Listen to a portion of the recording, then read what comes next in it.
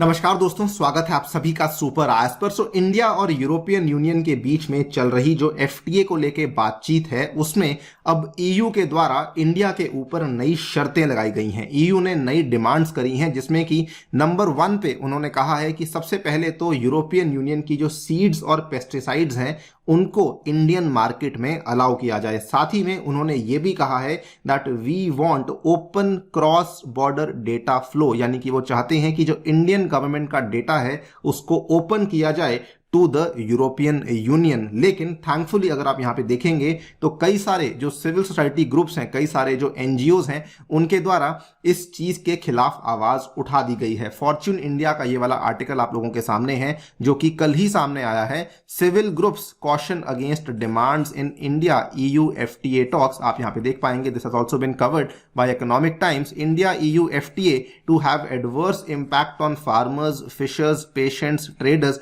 ये वाले जो कंसर्न्स हैं ये सिविल सोसाइटी के द्वारा रेस किए गए हैं। बल्कि उनका ये तक मानना है कि अगर ये एफटीए आगे बढ़ जाता है तो उस केस में this will undermine India's development, और इस केस में जो इंडिया में हम लोग चला रहे रूल्स हैं उनको भी काफी ज्यादा अंडरमाइन होना पड़ सकता है। बात करेंगे पूरी स्टोरी एग्जैक्टली यहाँ पे क्या है, क्या क्या शर्तें हैं जो कि ईयू के द्वारा इंडिया के ऊपर लगाई गई हैं और इंडिया का उन शर्तों को लेकर क्या स्टैंड है वो भी समझा जाएगा। आइए शुरू करते हैं दोस्तों मेरे साथ। यदि आप मुझे फॉलो करना चाहते हैं, लेक्चर्स के पीडीएफ को अपडेट को डाउनलोड करना चाहते हैं तो यहाँ पर दिए गए टेलीग्राम चैनल के माध्यम से ऐसा कर सकते हैं। ऑल राइट, तो आप लोग जानते होंगे कि इंडिया और ईयू के बीच में जो एफटीए की नेगोशिएशंस हैं वो 9 साल के लंबे गैप के बाद शुरू की जा रही हैं। ये आखिरी बार हमें 2013 में देखने को मिली थी। उसके बाद दोनों ही यहाँ पे सरकारों के द्वारा जो नेगोशिएशंस हैं वो जुलाई 2022 में इनको रिज्यूम किया गया था। इसमें कई सारे राउंड ऑफ टॉक्स चल रहे हैं। इसका जो तीसरा राउंड ऑफ टॉक्स है ये रिसेंटली 9 दिसंबर को कंक्लूड हुआ है, और जो थर्ड राउंड ऑफ टॉक्स है इसका जो टेक्स्ट सामने आया है उसमें ईयू के द्वारा इंडिया के ऊपर कई सारी शर्तें लगाई गई हैं। नंबर 1, ईयू ये चाहता है कि इंडिया यूपीओवी को ज्वाइन करे। EU is attempting to force India to join UPOV 1991। ये बेसिकली एक कन्वेंशन है जिसका जो फुल फॉर्म है this stands for international union for protection of new varieties of plants, और इंडिया इस यूपीओवी का सदस्य नहीं है।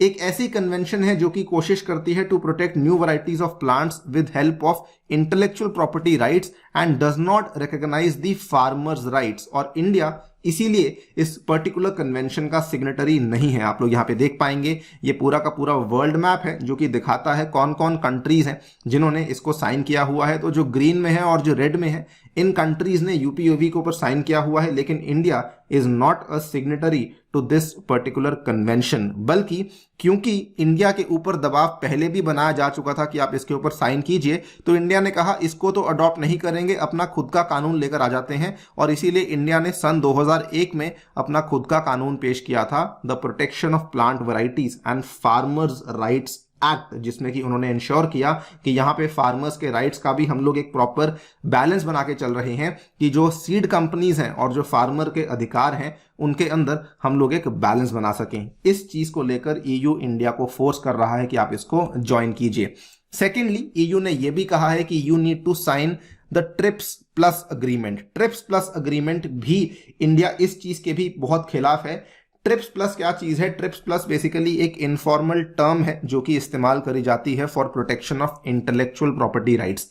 इसका सही मायने में ट्रिप्स के साथ कोई भी लेना देना नहीं है, लेकिन ट्रिप्स प्लस का जो अग्रीमेंट है ये दुनिया की जो विकसित इकोनॉमीज हैं, जो डेवलप्ड इकोनॉमीज हैं, उनके द्वारा इस अग्रीमेंट को पेश किया गया था, जिसमें कि अगेन वो लोग इंटेलेक्चुअल प्रॉपर्टी राइट्स को प्रिजर्व करना चाहते हैं और चाहते हैं कि जो डेवलपिंग इकोनॉमीज हैं वो इसको साइन करें। लेकिन many developing countries including India वो इस चीज के शुरू से ही खिलाफ हैं। उन्होंने कहा है कि ये वाला जो ट्रिप्स प्लस का अग्रीमेंट है ये हमारे ऊपर ज्यादा दबाव बनाता है और बल्कि हमारे ऊपर ज्यादा टफ कंडीशंस को भी इंपोज करता है। अगर हम लोग इस एग्रीमेंट को साइन करते हैं तो उसके चलते इंडिया में बहुत सारे जो चीजों के दाम हैं वो बढ़ जाएंगे, including the price of pesticides, the price of seeds. इन सब चीजों के जो दाम हैं वो इंडिया में काफी ज्यादा बढ़ जाएंगे।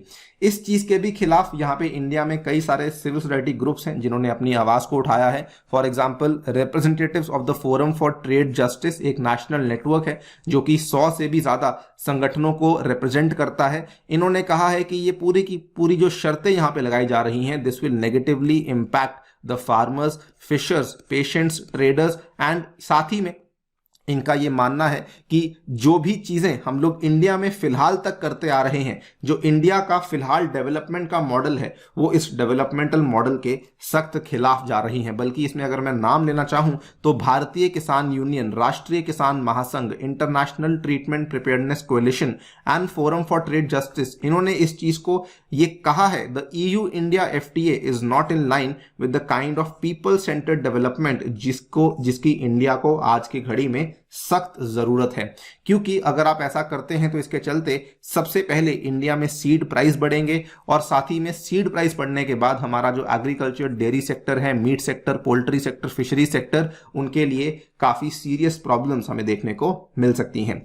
थर्ड थिंग जो कि EU ने डिमांड करी है, they want free cross border data flows and the full opening of government data which will directly challenge India sovereign rights over it's data. EU ने ये कहा है कि हम लोग चाहते हैं कि डेटा को इजीली हम लोग फ्लो करने दें और क्रॉस बॉर्डर डेटा फ्लो को अलाउ किया जाए। साथ ही में उन्होंने इसी कंडीशन में एक सब कंडीशन लगा दी है, वो चाहते हैं कि डिजिटल ट्रेड के इलाके में जो भी ई ट्रांसमिशंस होती हैं उनके ऊपर टैरिफ्स को हटाया जाए। डिजिटल ट्रेड क्या होता है? फॉर एग्जांपल मूवीज का लेना देना, वीडियोस का लेना देना, उसके बाद अगर बात करते हैं कोई प्रिंटेड मटेरियल का लेना देना, इसको हम लोग इलेक्ट्रॉनिक ट्रांसमिशंस बोलते हैं, जिनके ऊपर बहुत साल पहले, आज से लगभग 24-25 साल पहले WTO ने अग्री किया था कि हम लोग कोई भी टैरिफ को नहीं लेकर आएंगे और इंडिया उस चीज के काफी खिलाफ था। इंडिया ने मई 2022 में भी अपनी आवाज उठाई थी कि हम लोग इलेक्ट्रॉनिक ट्रांसमिशंस के ऊपर कस्टम ड्यूटीज को जीरो नहीं रखना चाहते हैं, बिकॉज इस केस में इंडिया को काफी नुकसान होता है।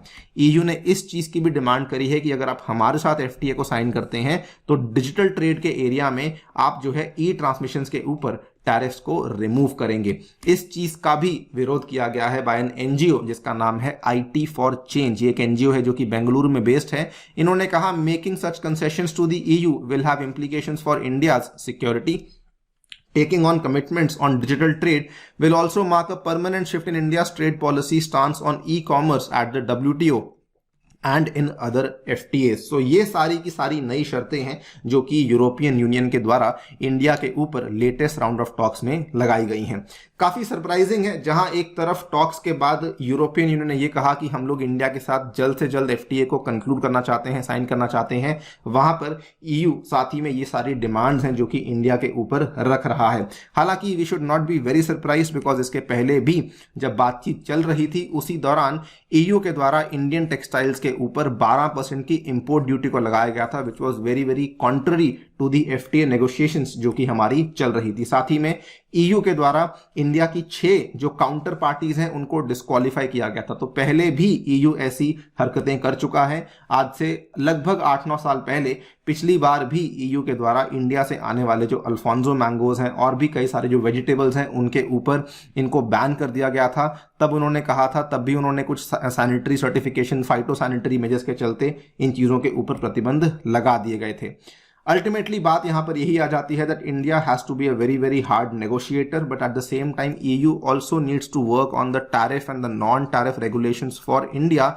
नेगोशिएट करना पड़ेगा, म्यूचुअली एग्रीड कंसेंसस पे आना पड़ेगा, अदरवाइज ये जो FTA है ये इस बार और भी डिले हमें देखने को मिल सकता है। बाकी आप लोग क्या सोचते हैं इन शर्तों के बारे में और इस पूरी स्टोरी के बारे में, डेफिनेटली बताइए हमें कमेंट सेक्शन में। जाने से पहले साथियों बताना चाहूंगा, टेक्स्ट बुक आपके लिए लाया है सुपर कोचिंग, जिसके चलते आप अपने घर बैठे हुए अपनी UPSC तैयारी को शुरू कर सकते हैं। इसमें आपको सब तरह के कोर्सेज और आपको mock test, practice question, study notes, daily live classes, सब चीजें अवेलेबल करवाई जाती हैं मात्र और मात्र 30,000 रुपए में। अगर आप लोग मेरा कूपन कोड यूज करते हैं, दैट इज अनिरुद्ध, इसमें आपको हमारे द्वारा बनाए हुए अलग अलग लेक्चर्स, कोर्सेज अवेलेबल होंगे और मेरे द्वारा बनाया हुआ डेडिकेटेड साइंस एंड टेक का कोर्स भी अवेलेबल करवाया जाएगा। Thank you so much for listening, stay tuned and stay safe.